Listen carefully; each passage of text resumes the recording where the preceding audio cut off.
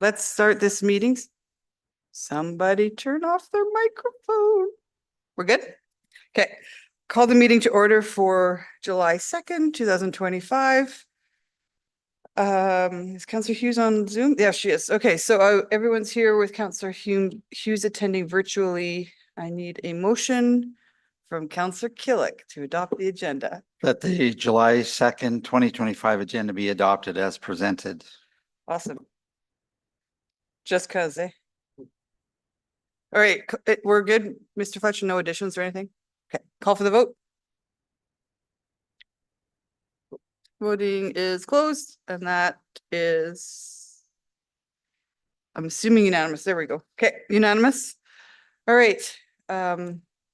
We have some registered speakers, but they're all for the public hearing, which starts at 1:30.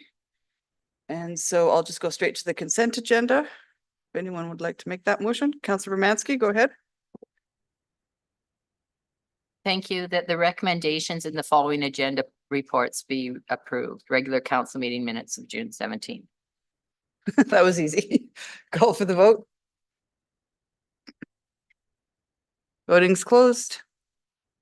That motion passes unanimously.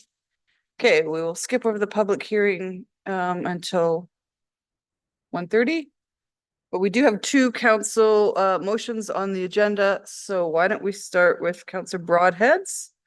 9.1. I'll get you to read it in, Wes, and then we'll Very good. open for questions. Thank you, Madam Mayor. To improve equitable access to mobility services in St. Albert, that administration prepare a financial analysis and implementation plan for a 2-year pilot project utilizing a third-party contracted service with the business case presented to council by Q3 of 2025. Awesome. Okay, before I accept that, I will open it up to anyone on council who has a question of either Wes or administration. Councillor Romansky, go ahead. Thank you, Madam Mayor. This question is for administration. I noted in this motion, there were 3 people affected by this issue within our handy bus transit. Is there other alternatives for individuals when it's just 3 people that are affected, taxi or anything through the city, rather than going through a full report and analysis? Yeah, thanks very much, Councillor. Alex, actually, go ahead. I think the bottom line is no, not right now.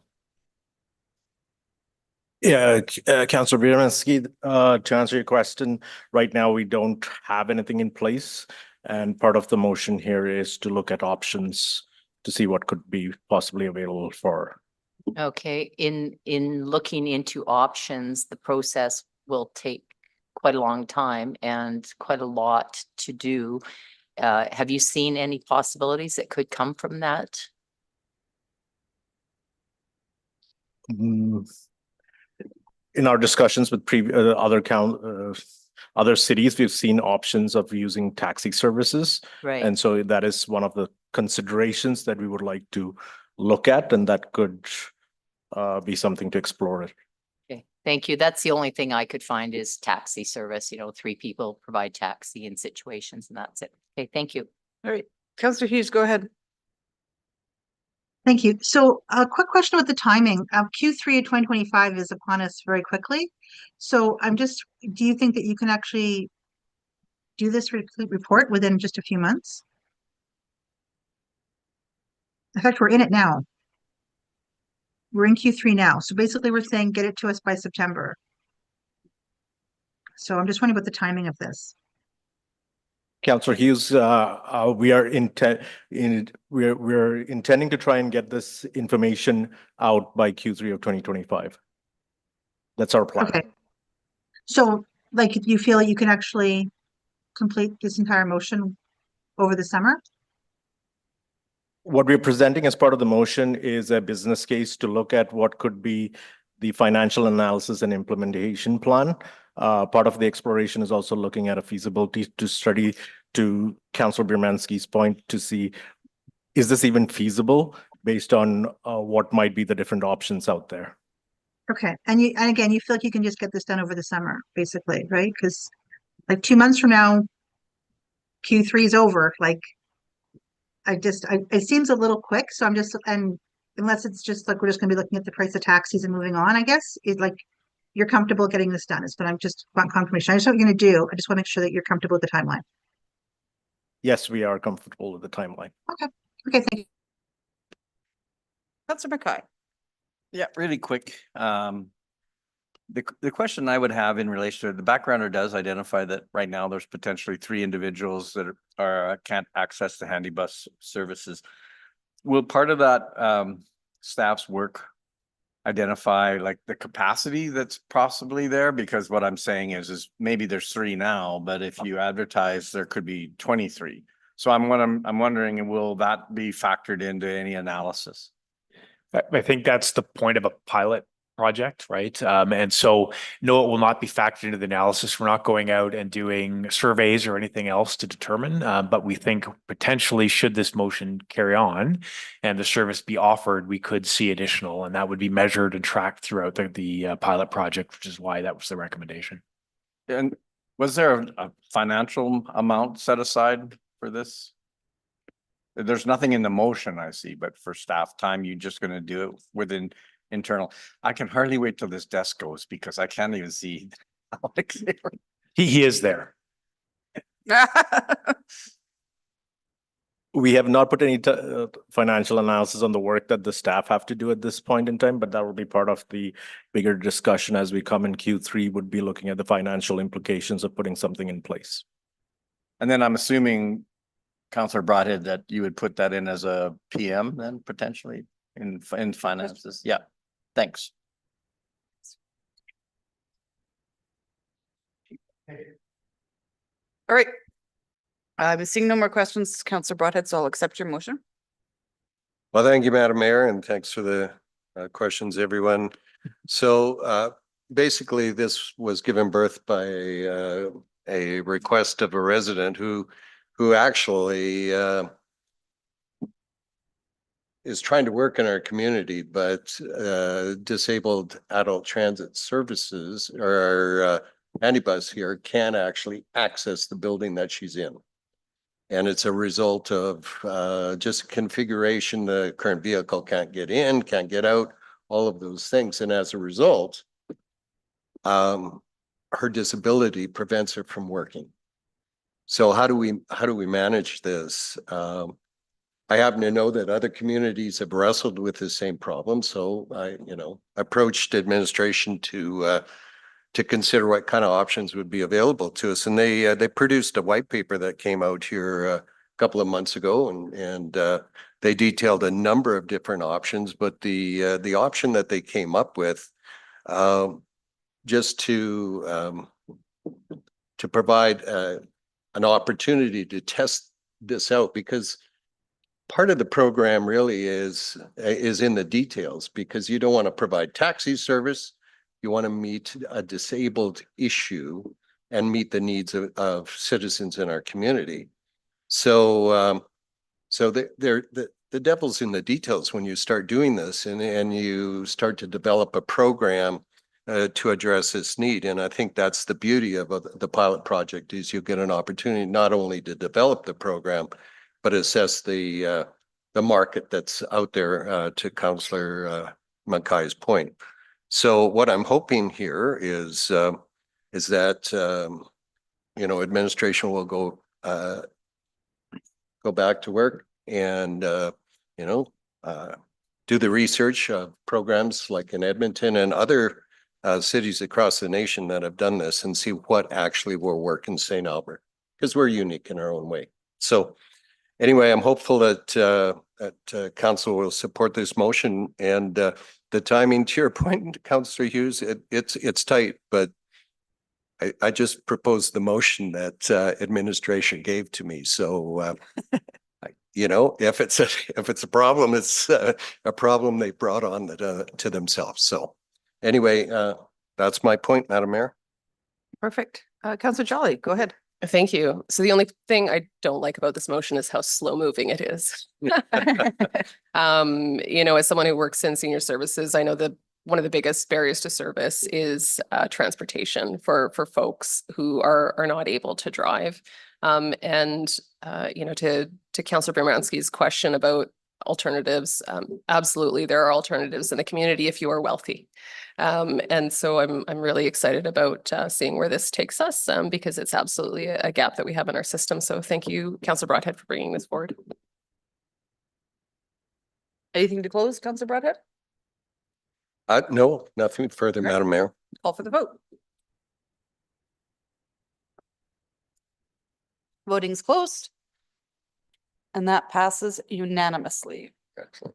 Awesome. Okay, so we also have another council motion, 9.2, which is Councillor Jolly's motion on the cemetery bylaw. So I'll get you to read it in. Can you wait to accept it until I I confirm with will. administration? So I'm going to read Yeah. in the alternative one that administration undertake appropriate stakeholder engagement and present amendments to bylaw 9/2022, the cemetery bylaw or any other applicable policy or bylaw to allow for green burials in St. Albert without the requirement of certification in GBSC. Perfect. Okay, before I accept that, I'll open it for questions. Do you want to start? Okay, go ahead. Yeah, my only question is just the languages of this motion. It says the certification is not required. If administration found that it was helpful for whatever reason, like you don't see this motion as prohibiting that, I guess. No, I don't think so at all. It gives us the flexibility to go either way. And Mr. Saunders said to just confirm the same understanding at your level.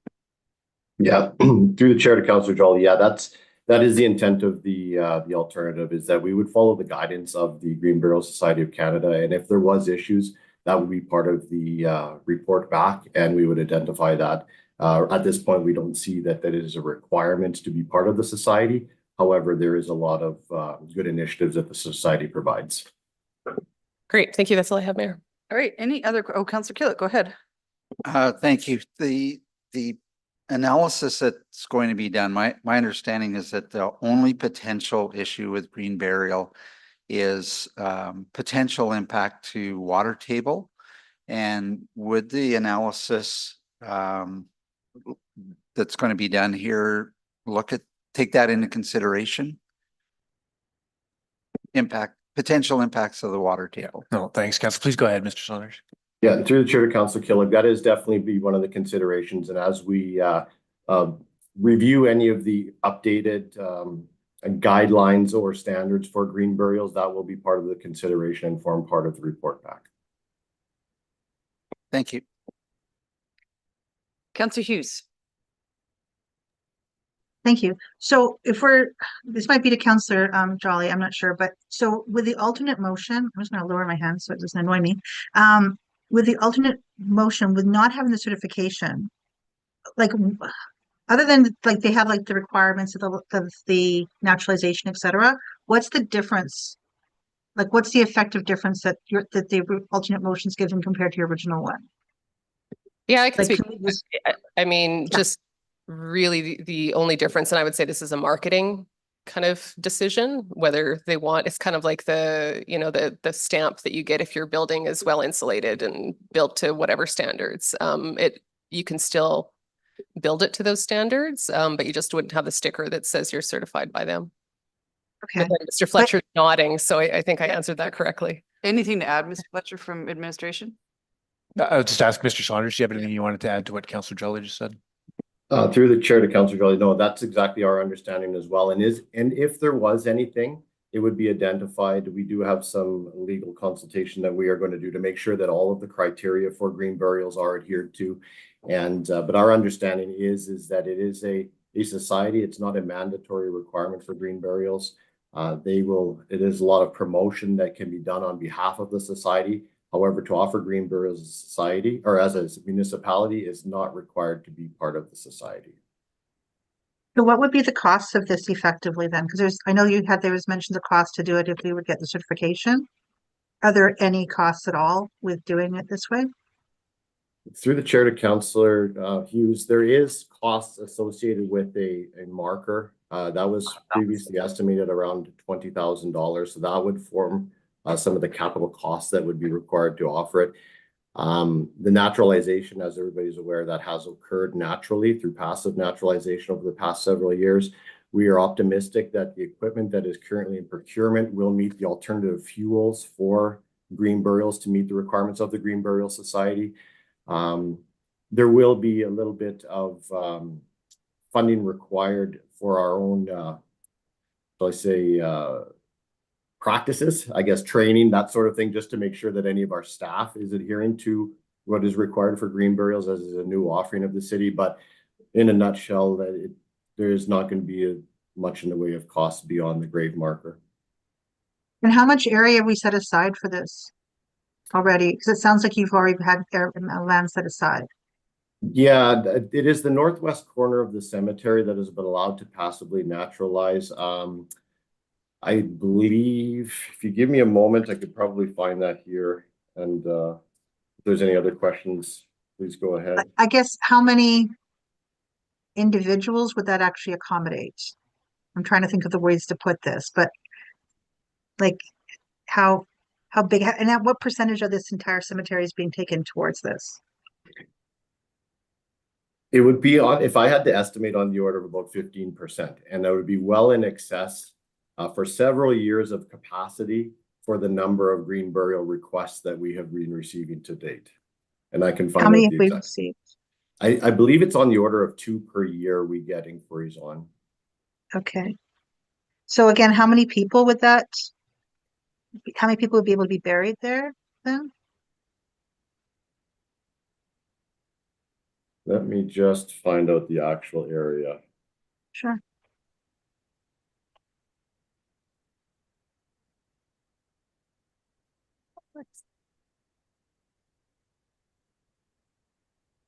I'll just scale it off of a drawing here for you. Mhm.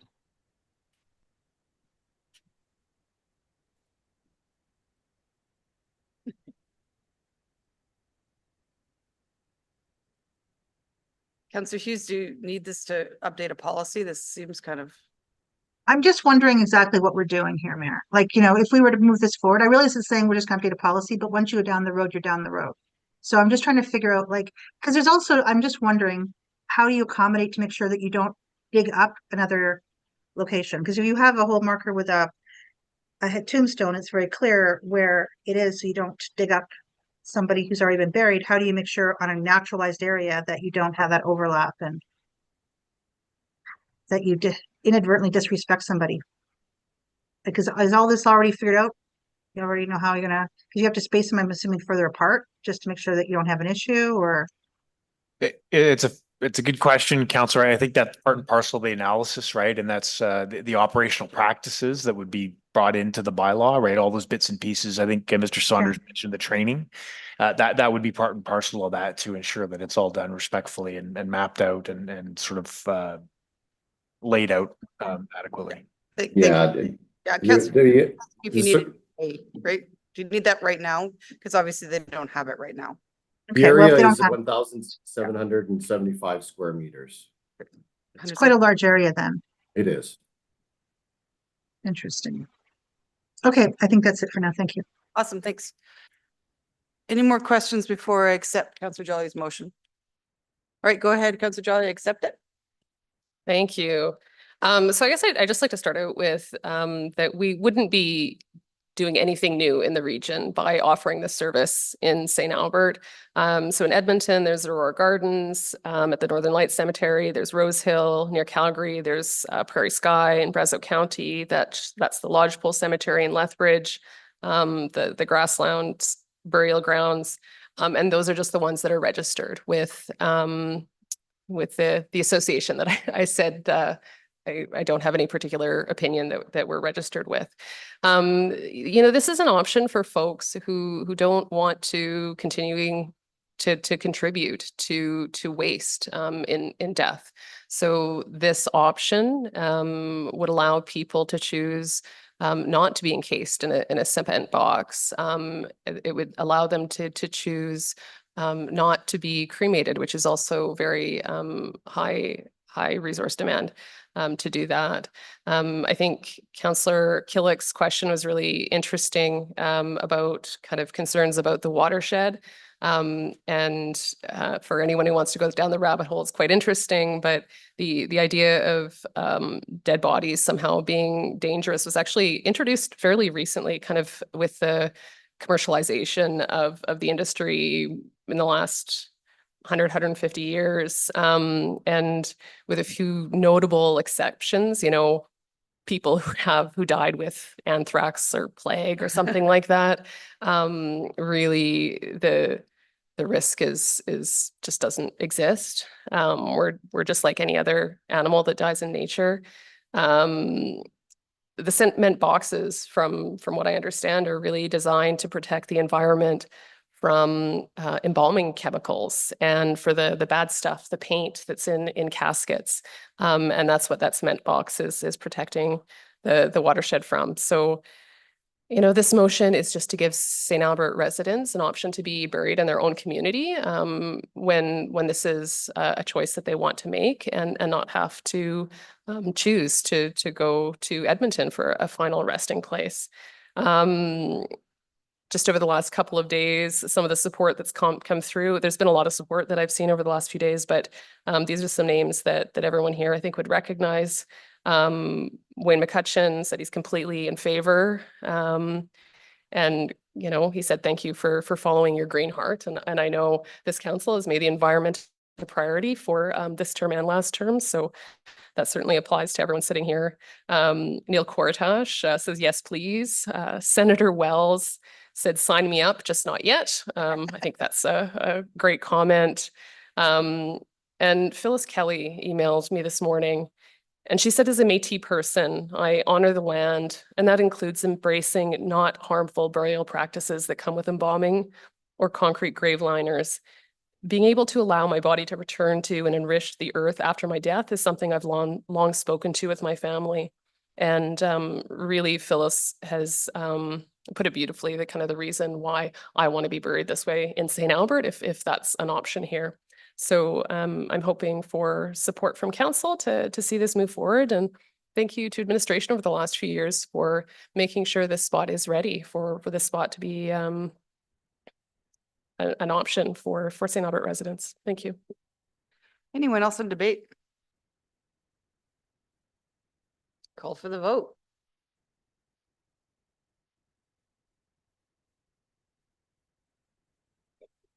Voting's closed. That passes unanimously. Awesome. Thank you, Councillor Jolly. All right, we have 7 minutes till 1:30. So let's we'll stand and stretch, and then we'll get back to the public hearing at 1:30.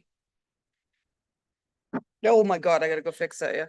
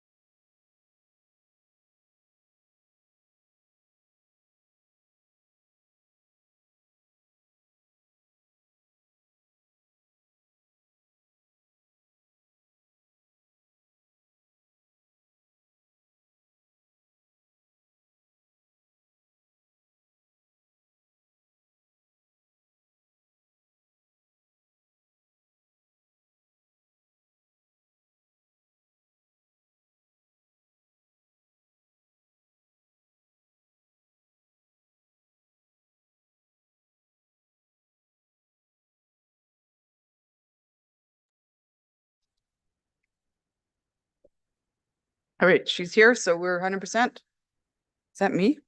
Nope. Got it? Nope. Mute your mic. There we go.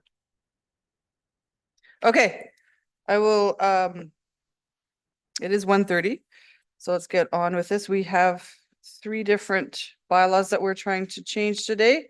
So I'll call the public hearing to order for bylaws 11, 12, and 17. All right, council, we all know the drill. I will, any conflicts of interest?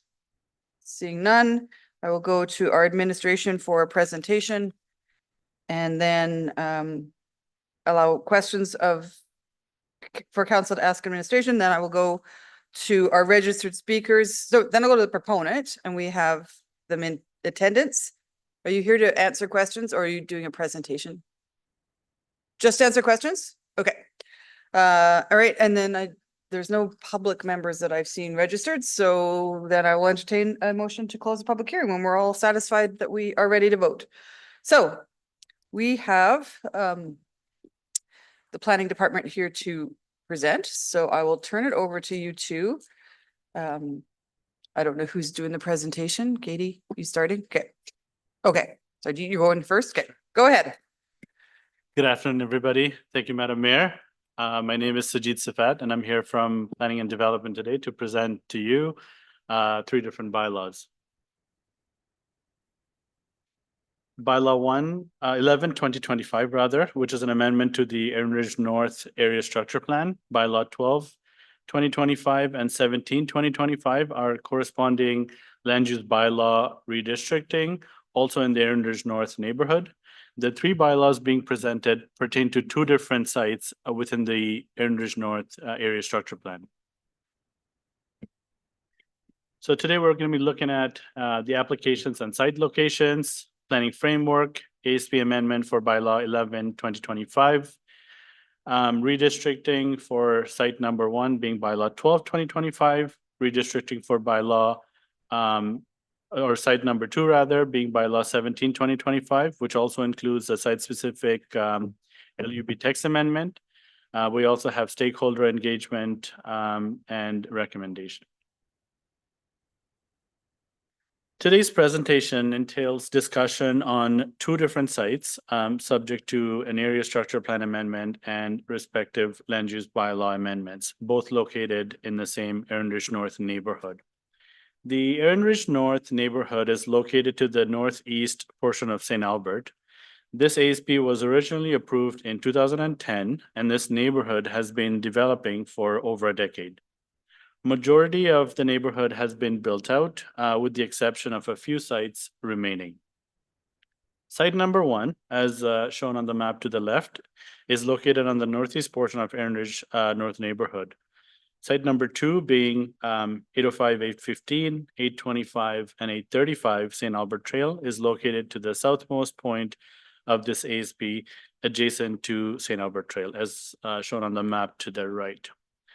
The application for site number 1 was submitted by Investec Consulting Limited, and the application for site number 2 was submitted by Watkins Land Development on behalf of the common landowner being Landrex Incorporated.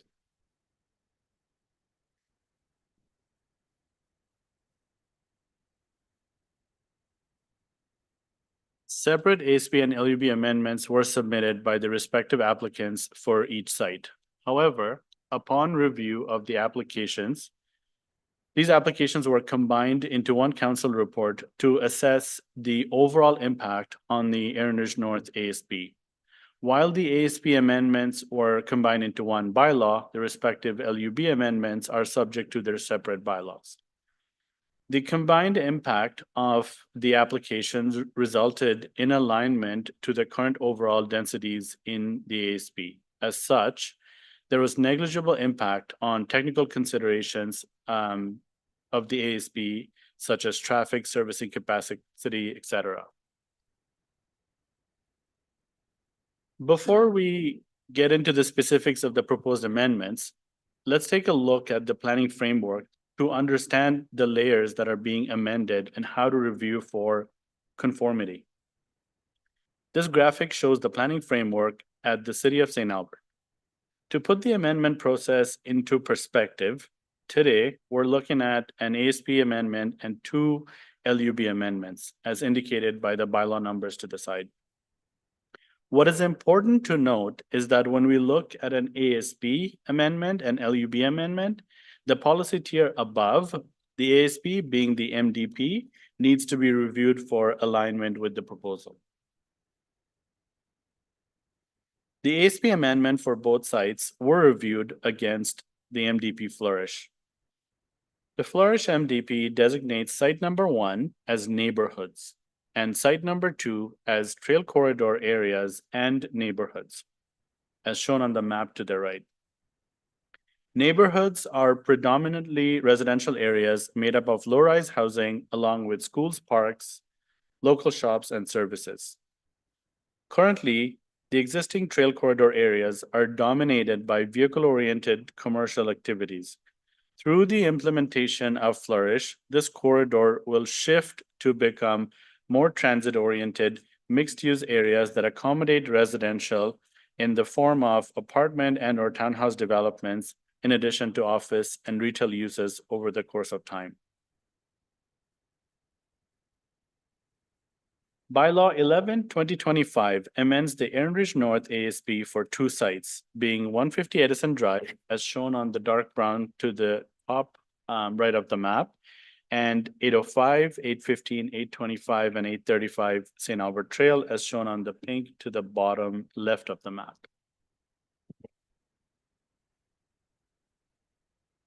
The applicant is proposing a density redistribution within the ASP. The proposed reduction in density on site number 1 is by 238 units, while the proposed increase in density on site number 2 is by 214 dwelling units. There are also 35 more as-built dwelling units that have been built up over the course of the ASP. Overall, this is an increase of 11 dwelling units ASP-wide for a total of 1,937 units. The ASP amendment for site number 1 pertains to 150 Edison Drive, as shown on the black outline. This ASP amendment proposes to redesignate the subject site from high-density residential designation to medium-density residential designation. The subject site has public road frontage on Edison Drive. The proposed medium-density designation will enable apartment buildings, townhouses, or a combination on this site that can be built on this site, rather. This LUB amendment for the site proposes to redistrict approximately 1.74 hectares as shown on the map. The existing district is high-density residential district as shown with the dark brown on the map to the left. The proposed redistricting is to medium-density residential district as shown in the yellow map on the right. Some of the permitted uses in the medium-density district include townhouse complex, apartment dwellings, supportive living accommodation, etc. The proposed redistricting conforms to the MDP. For site number 2, through bylaw 11/2025, the proposed ASP amendment is to redesignate a portion of the subject site located along St. Albert Trail, being 2.19 hectares, from mixed-use commercial with residential designation to commercial designation within the Erin Ridge North ASP. The image to the left shows the entire site in pink, noting a mixed-use commercial with residential designation, while the image to the right shows a portion of the site along St. Albert Trail in red, and the balance of the site in pink. This ASP amendment is required to align with the Erin Ridge North ASP and the proposed LUB. This LUB amendment through bylaw 17/2025 proposes to redistrict a portion of site number 2 with approximately 2.19 hectares. The 2 parcels are subject to this amendment are indicated in the black boundary adjacent to St. Albert Trail. The existing district is the mixed-use level 2 district as shown in red on the map to the left. The applicant is proposing to redistrict the subject site to Trail Corridor Commercial District as shown on the map to the right in pink. Some permitted uses in the Corridor Commercial District include restaurants, government office, retail, etc. Drive-throughs are a discretionary use in this district and are the reason for the applicant proposing to redistrict this site. As a result of the redistricting, the two parcels shown on the slide, outlined in black, are subject to a proposed LUB text amendment to the MU2 district. The proposed LUB text amendment is to reduce the gross floor area of commercial uses required on this site from 25% to 10%. As the two lots along St. Albert Trail are no longer part of the MU2 district, the two interior lots, as highlighted on the map, would be required to make up for the commercial floor area requirement. As such, the proposed reduction to the commercial floor area allocation is required. In summary, the west two lots are subject to the redistricting, and therefore the east two lots are subject to a text amendment due to the redistricting. Several key policies were found during the review of the applicable MDP policies as detailed in the agenda report. Overall, the proposal to concentrate higher density developments in a mixed use site closer to rapid transit is in alignment with the MDP flourish. The Trail Corridor Commercial District enables housing and commercial offices and commercial and office uses, which would align with the MDP policy direction in the TCC. The MDR district, the medium density residential district, enables medium density housing options, which would align with the MDP policy direction for neighborhoods. Both administration and the applicant conducted public engagement subject to the city's public engagement procedures. Administration received public comments on aspects of growth and density as well as traffic. Administration responded to these concerns and are detailed in the agenda report and what we learned report. In conclusion, administration recommends that the public hearing be closed for all three bylaws and that all three bylaws be approved as presented. The applicant is here today as well to answer any questions. We thank you all for your time. Planning is available to answer questions as well. Thank you. Awesome. Thank you so much. I'll kick off questions. So you kept the land use bylaw separate, but you combined the ASPs, which I understand the way you wrote it here in the backgrounder, but what it does make very difficult for council is if we agree with one or the other. And so I'm just wondering if you've thought of that and if you have prepared amending motions to split those. No. So with respect to the ASP, we would actually need to understand exactly what needs to be amended, and I would probably recommend that we are given that direction after first reading today. Right. And then bring it back on July 15th to get the right wording, because the ASP, it's all, Yeah. we would have to just make sure it's worded big, properly. yeah.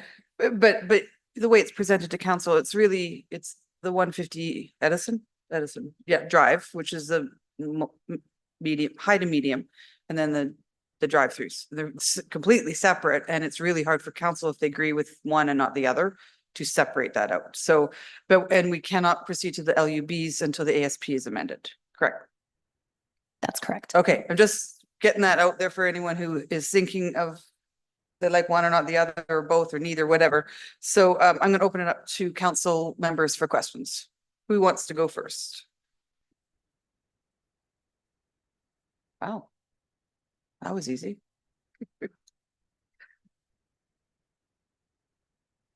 I had one quick, go ahead, Councillor Broadhead, and then I'll get my question. Generally, when there's very few questions, it means it's a good backgrounder. It was a good backgrounder and it was interesting because there was, there's height reductions and there's distribution differences in terms of densities. And yet at the end of the day, we still have a slight increase. So my question now is more conceptual, I guess, in terms of how do we, with the AMRB no longer in existence, are we still aiming for 40 dwelling units per hectare for our builds on a go-forward basis? Thank you. Through you, Madam Mayor. Great question. This particular ASP predates the EMRB requirements. So a third of the ASP is subject to the 40 dwelling units, while the other 2/3, the prior 2/3 are subject to the CRB density requirements, which were 30 dwelling units per hectare. As a combined effort, however, this ASP predates the MDP requirement of 40. So in short, to say that the 40 truly never applied to this area structure plan as it predated the MDP policy. That said, in terms of, back to your point, the overall net impact resulting from the proposals today is positive 11 units, negligible in the grand scheme of things. And we're sitting at about 36 and change dwelling units per hectare. But if I could, and I stand to be corrected, on a go-forward basis, if you separate it from this particular set of circumstances, yes, notwithstanding the fact that the EMRB has dissolved and the growth plan no longer exists in statutory fashion, our MDP still articulates a target of 40. That's correct. All right, fair enough. That was actually my only question. That's okay. That's good. Mine is maybe just a clarification. If we can all flip to page 7 of 14 in the report or page 18 of the full package. The third from the bottom paragraph says, while the applicant has indicated the area will primarily be developed with commercial uses, the TCC district also facilitates residential units such as dwelling units above a non-residential use as a permitted use and apartments as a discretionary use. What's the difference between a residential unit such as dwelling and apartments?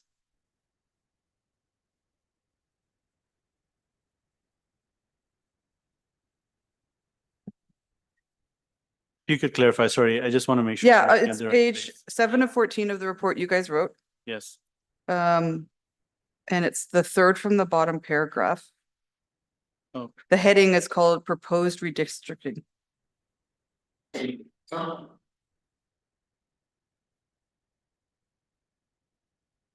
You're saying that a residential can go over a non-res as are permitted and apartments as discretionary.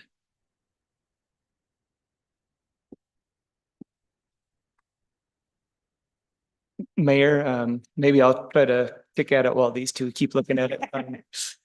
So I think the distinction is there's a standalone apartment building versus non-residential commercial units with residential component above.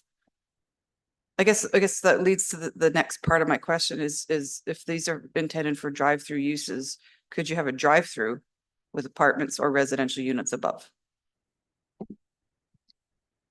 Thank you, Mayor Herron. There are regulations in the land use bylaw specific to drive-throughs and minimum distance separation between residential uses and those drive-through facilities. So those would kick in as well. Okay, thank you. That's all. All right, I see no more questions. Oh, Mike, I apologize. Go ahead. That's fine. It was and it's exactly on the same pages, Madam Mayor, page 18 and 19 of our council agenda package. So the last paragraph says that the setbacks are going to actually increase when this redistricting changes from, I believe, 5 meters to 6 meters for a drive-through from our closest residential area. Has that been reviewed with the developer to make sure that they're 100% aware of that change? And I'll be asking the developer afterwards as well for clarification, but and then Go ahead. Thank you, through you, Madam Mayor. There has been discussions with the applicant and they should be aware of the implications. I feel like I feel there has been discussions on this has been a work in progress, so there's been some implications on their building design. But yes, to answer your question, they should be well aware of the implications. Thank you. Okay. Thank you, because it does say then at the top of page 19, it says the applicant will need to meet greater setbacks with their proposed redistricting. I just want to make sure that we've had very clear conversations around that, and appreciate I'll be asking the proponent here, developer, that question later. The other one is similar, and it is quite a significant increase in density for the back half of the East Village, right? We're going to see quite a increase in density in any new development in the back part of that. That's what to keep the overall density within the ASP at the correct level. We're losing we're moving from high density to medium density, but shifting that density over to the East Village St. Albert Trail package. Now, that correct? Through you, Madam Mayor, that is correct. As I had stated in the presentation, the density is being moved to a more appropriate location. That's where we would like to see higher density go in. But the net impact, as I said, is negligible ASP wide. Thank you. And so the follow on to that higher density is always traffic. In our traffic analysis, I wasn't sure if it said it's being met at appropriate levels. Was that based on current or the after the fact of when we get much higher density in that package of land on Ebony Way and Coal Mine, I think is the other entrance there. Was that looked at with the higher density or current numbers? Thank you. Through you, Madam Mayor. Great question, Councillor Killick. I think this is one of the reasons why we're suggesting that the mixed use site is more appropriate to receive the higher density, being closer to St. Albert Trail, and higher density being like the locations are thought through with the capacity for higher density development. So it would be anticipated in the ASP. A TIA specifically was not required for this amendment. The idea being that mixed use sites are generally designed from the get-go with higher density developments in mind. Okay. And last question then is by changing this density and having the drive-throughs, we're not going to or my question is, are we going to just go with the current one access point off St. Albert Trail? We're not going to into that site, we're not going to add another access road into that development at East Village, because you want to have free flow traffic and not keep adding more entrances. I don't think in our planning was that looked at, or For you, Mayor Herron, perhaps we could defer to our transportation colleagues to provide comments regarding access off of St. Albert Trail. I'd imagine it would be dealt with at the development permit stage, but perhaps Sean or Dean might have some further comments on that. Thank you. Great, thank you very much. And through you, Madam Mayor, just to take one step back, there was a traffic analysis done and it assumed full build out. So, and everything was anticipated to be operating in within industry standard for service levels. In terms of accesses, there'll be 3 to the sites, one off St. Albert Trail, one off Coal Mine Road, and then one off the east side off Ebony Way. Thank you for the clarification of one off of St. Albert Trail. That's perfect. Thank you. Sorry, Dean, if you can stick around. The reason I asked about separating the ASP is I have a big concern with the mixed use to commercial corridor. I don't want to cause a big stir and delay this entire thing, but I remember very well when the proponent came to us years ago to change it away from commercial corridor into this mixed use development and the vision they were proposing. And it was not a unanimous vote at the time. Councillor Broadhead, you'll remember certain members think, oh, the trail is the trail and it should be commercial corridor, but the proponent was very passionate with this vision about walkability. So I guess my question is, when TIAs, they're looking at the number of cars and et cetera, and road capacity. Is when you start introducing drive-throughs, which is essentially what we're trying to do, is bring in drive-throughs here. Is there a concern from the traffic department, transportation department, sorry, on moving away from that vision of walkability and accessibility and active transportation, et cetera, and bringing in a bunch of cars to go through drive-throughs? So was that part of your analysis? Because I was surprised it wasn't in this backgrounder. Yeah. Maybe, sorry, Dean, I Go could ahead. start with an Yeah. introductory comment and then Dean can pick up on the specifics. But, you know, to your point, I think from an administrative perspective, I think that the practical implications, design implications, the traffic flow, certainly Mr. Schick can talk through. Yeah. The vision, I would respectfully submit as a question for the developer, 100%, for the yeah. proponent, Yeah. from not the administration. Yeah, We and- just look for appropriate uses. So I just wanted to. But we're sort of just highlight. changing a piece of it, of the full vision for one small thing, and I'm just worried about safety. And I'll leave it to Mr. Schick to talk through the safety and the design implications. I just wanted to highlight the fact that from an administrative perspective, that vision perspective, well, certainly germane to your decision making, I would recommend asking the For sure. proponent. Yeah. They're ready. Please Go go ahead, ahead, Mr. Dean. Schick. Yeah. Thank you, Madam Mayor. So essentially, in terms of walkability, I suggest that the area adjacent, the networks adjacent to the developments, St. Albert Trail, Coal Mine Avenue, we've accommodated with active infrastructure. So whether it be sidewalks or trails, so access to the site, as well as transit accommodation. So multimodal access to the site in a network-wide kind of level is considered. And so we do have that as it's looked into. What the traffic impact assessment doesn't do, though, is really go in depth on the active modes. There's not an assessment to talk about volumes, or when we do a TIA, it's not developing any kind of parameters around active mode generation. It's all about the vehicles and whatnot. So in terms of the traffic impact, but it's the cross sections and design of the roadways. And then maybe the question to the proponent would be, is there on-site accommodation for active modes? Because we run into this in other areas that the network can, you know, the roadway may accommodate users, whether it be via transit, and then there's sidewalk connection to the commercial developments or adjacent land use, but then the internal site may be lacking of infrastructure. So, and that falls on the private development to accommodate that. And so that might be a question for them as well. But active modes around the surrounding area are accommodated and suggested to be, you know, very accommodating, get people to and from the site. Okay, excellent. That was a great answer. Thank you. Councillor Killick. Yeah, just to follow up.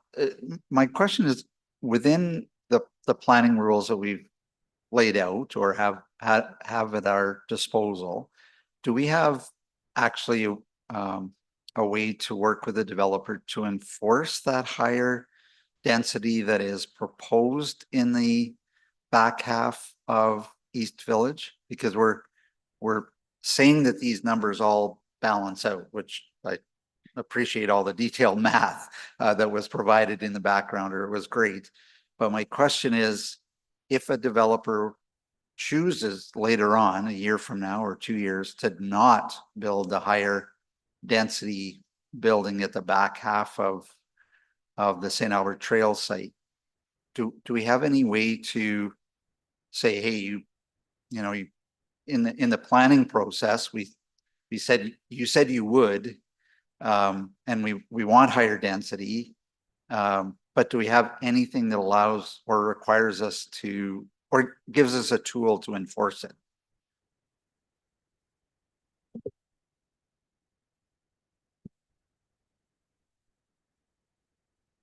Again, I'll maybe try to take a crack at this one, Councillor Killick. So we have had this discussion in the past, I think, as you're probably aware, and what planning and development monitors the as-built density of developments over time.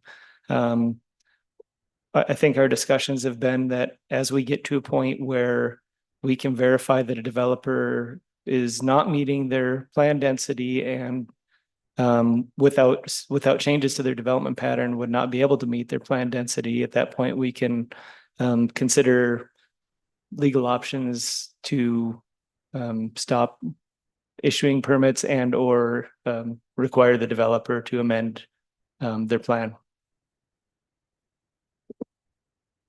Thank you. All right, I see no more questions of administration, so let's, Mike, I know you, I'll go straight to you because I know you have a question for the proponent, so go ahead. Yes, I Mike- just, Mike, whoever wants to answer. yeah, probably Mike. So you get it. Everyone knows Mike, but go ahead. Introduce yourself and who you are. Mike Yocum, representing Landrex as the applicant. Yeah, that formal part of it, just so that it's on the record and people can, you know, Absolutely. review the tape later, Yep, so to got speak. So lots of people will watch. So, right. Same question to you, and I support the idea of what you're trying to achieve here. But I want to make sure that you've had those detailed discussions around setbacks increasing from 5 to 6 meters for drive-throughs close to residential. And I think it goes to the question of how you design your building with or commercial on the ground floor, residential on top. Are you supportive of what is being recommended here? Yeah, so the administration staff has been working with us really great and awesome. They've been great over the last couple of months that if this was to be approved, we had made those changes for the setback. So they were minor changes. We had to move some things around, but it still works within the tenants we have and our plans. So those setbacks work. All of the regulations that have changed, we have checked. They do work with our site. And traffic through the site, again, as you increase more cars into that area, they have to get out. So they would be driving through the site, possibly to other exit points or egress points, I guess, exit. Yeah, and I think through this application, we had created we had done a TIA report for that additional change. And so that was completed by a third-party consultant, sent it to the city for review. So they've reviewed it. Like Dean said, what's unique about this site is we've got 3 accesses, which is usually one more than normal. Usually there's 2 for these types of sites. So with the 3 accesses, it does accommodate the residential and commercial uses we're proposing. And the last question around density and actually, you know, building that density to meet our overall city or ASP density targets.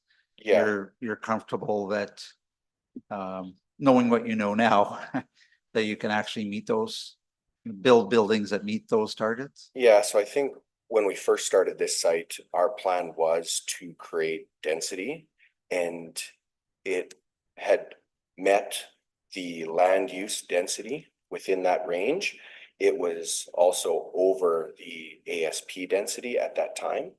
And so we were already planning to meet that density. It just so happened this other change was happening concurrently. So we just made it formal within the document, but we were already planning, essentially we're already planning to meet that density regardless. So I think we have 184 units in the apartment today that's already built.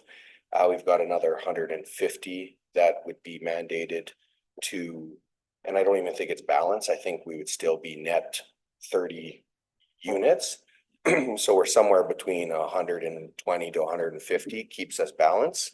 And so that's what we're currently planning with this is to be we haven't lined it up yet, but we're somewhere between that 120 to 150 range.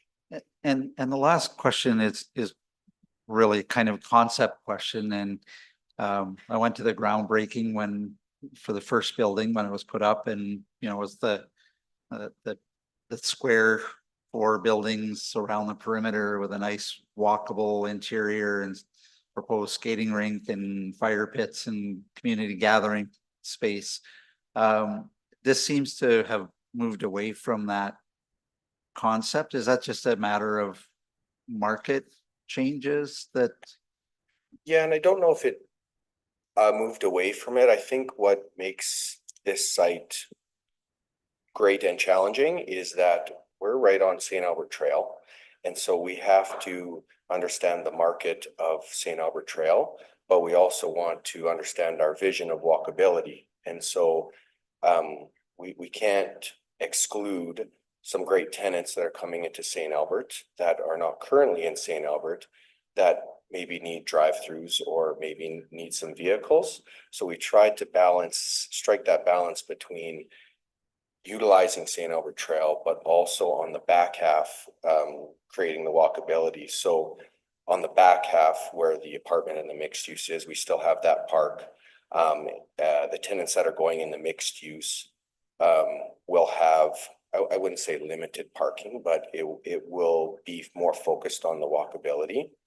So yes, there are drive-throughs, so there will be cars coming in and out, but for the most part, you're going to see people walking to that site, being there for hours, and then walking or biking out, not driving in, parking, staying, and then so we're still focusing on that walkability with the park and the residents, and like you said, we've got a lot of amenities happening within that space. So it's just striking that balance between the two that we think we've achieved. Thank you. I think that answered my question too, Mike. Except for when I was talking to Dean about the safety, and he said to ask you about on-site accommodations to kind of keep it safe for the, so we don't have conflict between the bikes and the pedestrians and the cars coming for whatever food they're looking for. Yeah, I think signage is important. Signage? Okay, sorry. Yeah, so I think that would be on us. I don't know if on a development standpoint, there's strict rules on signage, but on us, we would do that for sure. We had proposed some raising of crosswalks. I don't think that worked out well in some spots, so we kind of got rid of that. But I think signage is the big thing. Landscaping is another one. If we can create more landscaping in and around, that sometimes can soften things and create slowdowns for traffic. And really for us, how our loop road is set up is there's a lot of turns, and so it's not straight throughs. So vehicles will be going slow throughout the development until they get to St. Albert Trail. So on this side, I don't have too many concerns on the drive-through. I think, yes, there'll be more traffic in, but I think it will be slower traffic and slower in, slower out. Okay, thank you. Any further questions? Councilor Hughes, you're good? All right, I see no more. Okay, thank you. Something else might arise, but I don't know. Council, any further questions that came to your mind listening to the last little bit of conversation that you want to ask our administration? If not, Councilor Jolly, you want to make a motion to close the public hearing? Go ahead. The public hearing on, excuse me, on bylaw 11/2025, bylaw 12/2025, and bylaw 17/2025 be closed. Perfect. Okay, call for the vote.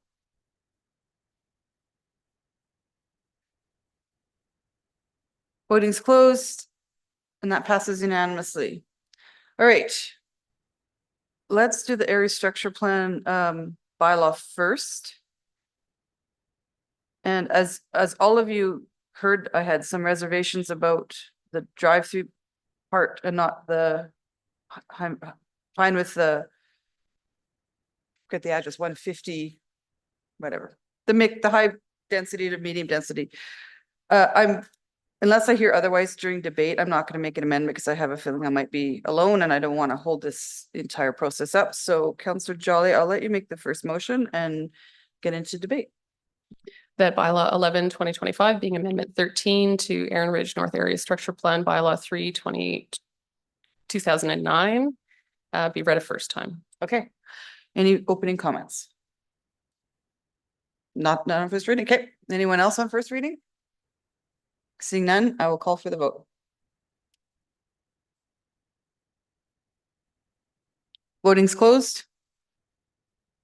And that passes by majority with myself opposed. Okay, second reading? Sorry, I'm just waiting for it to pop up here. That bylaw 11, 2025 be read a second time. All right, now anything on debate? I just want to thank the proponent for bringing this forward. I know there was a lot of debate about kind of whether council kind of do this kind of off of the regular process. So I'm glad this went through the normal checks and balances that we typically require for these changes. And you know, it's an exciting corner of town. There's lots happening over there. So thank you. All right, anyone else on debate? Councillor Mackay, go ahead. Yeah, no, I think the backgrounder really said it well, and I really appreciate the additional comments in the sense that all this does is redistribute and make that and I kind of like the wording of it, actually. Really, a complete community should include a mix of uses and range of housing typologies. Don't use big words next time, because because I mean, and I really think this actually does it allows that mixed use in an appropriate area, and it moves the density closer to St. Albert Trail, where I think that is where it should be. So that's why I like the support of it, other than the big words. Councillor Broadhead. Thank you, Madam Mayor. Aaron Ridge North and the whole area is a significant planning exercise for the city of St. Albert over the coming years, to be sure. And I do remember those conversations that we had around mixed use on the commercial corridor. Now that we're moving back to the strictly commercial, I just remember those conversations and the whole idea about a walkable community. I'm not sure that this going back to commercial will diminish that walkability aspect of it, but it is interesting in light of our earlier conversations. So now, having said that, I see the St. Albert Trail commercial corridor is significant to what it brings to our community, and any development along there, I think, does our city well. So despite the changes to the past, I certainly appreciate the report going forward. I mean, it was detailed, goodness. So, and I know you went through a whole lot of work to put this together. And so you have my support. Thank you. Councillor Romansky. Thank you. Just one small comment. We're always pushing for more commercial in St. Albert, and we're achieving this along the trail where it's easy for staff to get there in travel and transit as well. So I think the changes in this plan have come up on the good side. Councillor Killick. Yeah, thank you, Madam Mayor. Just to recognize that in the planning hierarchy, as one of the slides showed, we have to amend the ASP so that we can drill down to the next couple of items, which are at the lower level of land use bylaw. That's the planning hierarchy we need to do. And I'm pleased to see that this was looked at it holistically from two segments of different properties, but within the same ASP area. So it's nice to see that we're losing some density on one chunk of land, but it increasing on another. So the idea of this ASP being looked at holistically for the next two items, I think is a good way to look at it, and appreciate all the work that was gone into the 200 some odd pages of backgrounders, all the math and balancing out of all the different unit numbers and density and allocations was it shows why we have such a good planning department in St. Albert and an overall MDP that will guide us a long time in the future. So I appreciate all the work that went into this. Councillor Hughes, you're good? Okay.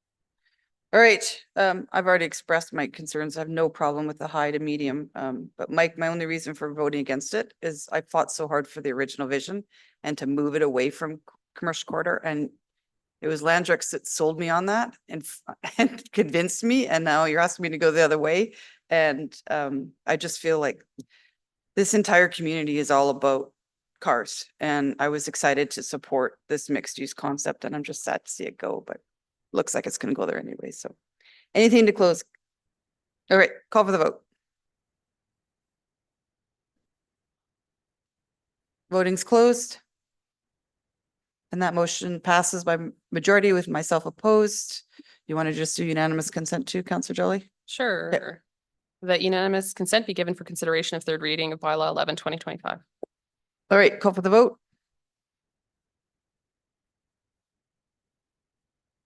Voting's closed. That passes by majority, so we have consent to go to third reading. Go ahead, Councillor Jolly. That bylaw 11/2025 be read a third time. Call for the vote. Oh, Councillor Mackay, sorry, go ahead. I just want to address your one point. Yeah. I don't see anything in this amendment that changes that vision necessarily, just by adding two businesses that potentially have drive-through.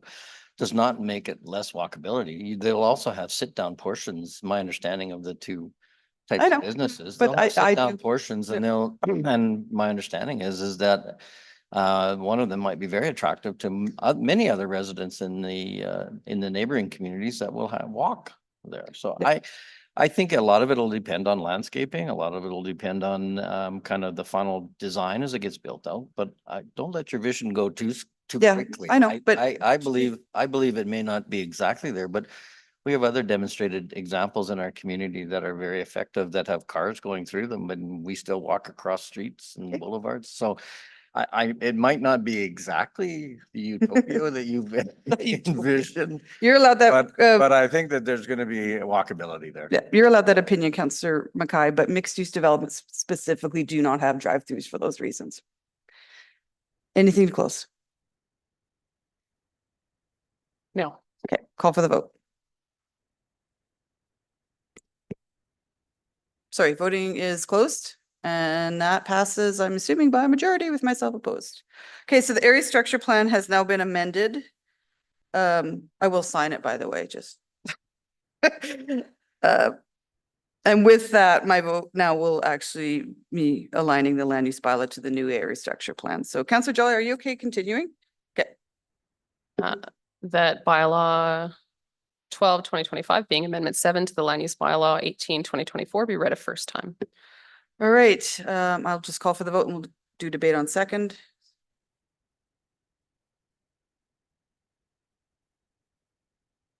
Voting's closed. Passes unanimously.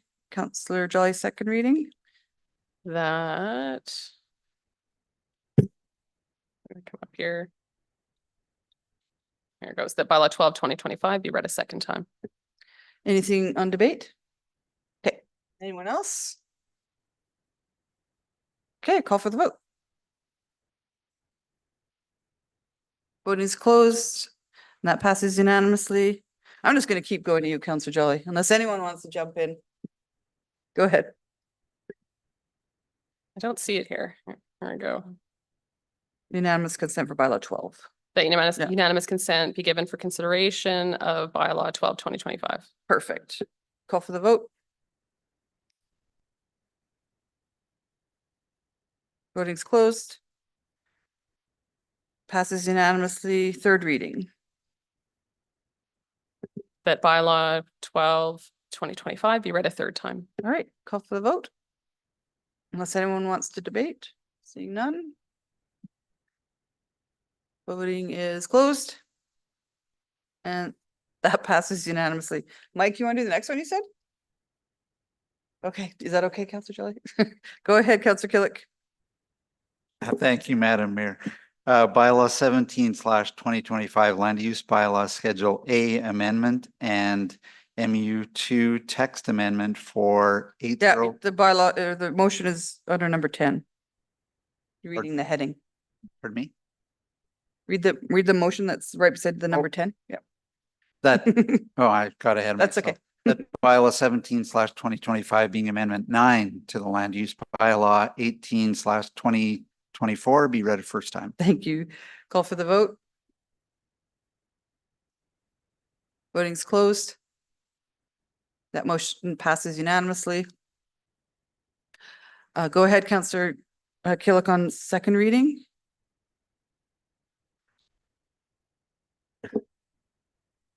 Yeah, I did. That bylaw 17/2025 be read a second time. Thank you. Any comments on this? No. Okay. Anyone else on debate? All right, I'll call for the vote. Voting's closed. That passes unanimously. Unanimous consent, anyone? You want to keep going, Councillor Killick? That unanimous consent be given for consideration of third reading of bylaw 17/2025. Awesome. Call for the vote. Voting's closed. That passes unanimously. Third and final reading. That bylaw 17/2025 be read a third time.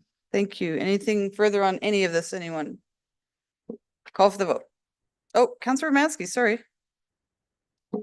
Thank you, Madam Mayor. I just did want to mention a couple items and thank the developers for it because they've achieved many things, the same density essentially. But it was nice to see that missing middle address, that 15% of townhouses and different choices that are allowed for people. The height has went down in specific areas, allowing for more choice and additional supportive living. And it's nice to have walkability behind commercial and get the best of both worlds. So there was much in this that the public's missed that they've worked on diligently. And it's a very, very good plan that's been worked hard by administration and the developers. So thank you for that. Call for the vote. Voting's closed. And that passes unanimously. We're done. Thanks, guys. We will go back to our agenda. We have, I think, Councillor Killick, you have something Yes, I had an to IR. read into the record, don't you? An IR, right? Yes. Yeah, go ahead. Thank you, Madam Mayor. Please advise what would be required to establish a standardized annual date and formal recognition ceremony of the Indigenous persons buried in the Indigenous cemetery at the St. Albert Cemetery. This could be the date the cairn was originally dedicated, June 20th, 1990, or determined with additional Indigenous consultation. This information will be used to inform a notice of motion. Awesome. Anything else that we need read into the record? No, okay. So now we just have an in camera with our CAO who wants to make that motion to go in camera. Oh, everybody's excited. Councillor Romansky, thank you. Usually there's 3 people. I don't even bother normally. So the council move into camera to have confidential dialogue with the Chief Administrative Officer pursuant to section 29(1)(a) of the Access to Information Act. I will call for the vote. Voting's closed. We are now in camera. Meet you guys in the lounge.